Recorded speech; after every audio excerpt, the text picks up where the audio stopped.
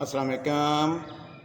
بات کرتے ہیں آج کے سب سے بڑے خبر توشہ خانہ کیس کی، جو جج ہمایوں دلاور کی عدالت میں زیر سماعت ہے۔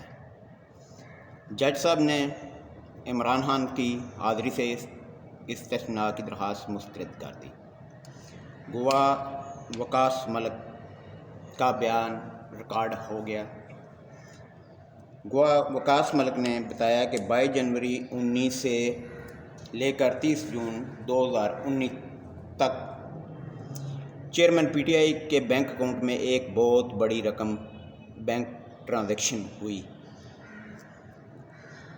سب سے بڑا بینک جو ڈپازٹ ہوا 30 ملین کا۔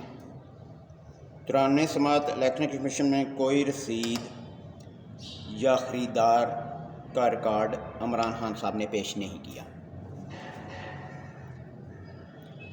کسی شخص اگر توشہ خانہ سے کوئی تحفہ منتقل ہوتا ہے تو اس کے لیے لازم ہے کہ وہ الیکشن کمیشن کے فارم بی میں اس کا اندراج کرے۔ فارم بی میں عمران خان صاحب نے نہ ہی تحفے کا اندراج کیا ہے اور نہ ہی اس کی قیمت کا۔ خواجہ حارث صاحب عمران خان صاحب کے وکیل کا کہنا ہے کہ الیکشن کمیشن کے وکیل امجد پرویز صاحب گواہ کے منہ میں باتیں ڈال رہے ہیں۔ الیکشن کمیشن کے وکلاء اور پی ٹی آئی کے وکیل خواجہ حارث صاحب نے التوا کی درخواست کی، لیکن جج ہمایوں دلاور نے التوا کی درخواست بھی مسترد کر دی۔ جج صاحب کا کہنا ہے کہ اگر وکلاء نے دلائل نہ دیے تو وہ صرف گواہان کو سن کر کیس کا فیصلہ سنا دیں گے۔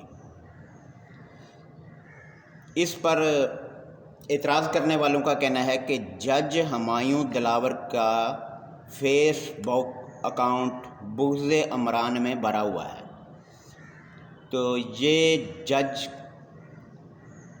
اس جج کو اخلاقی لحاظ سے یہ توشہ خانہ والا فیصلہ نہیں سننا چاہیے۔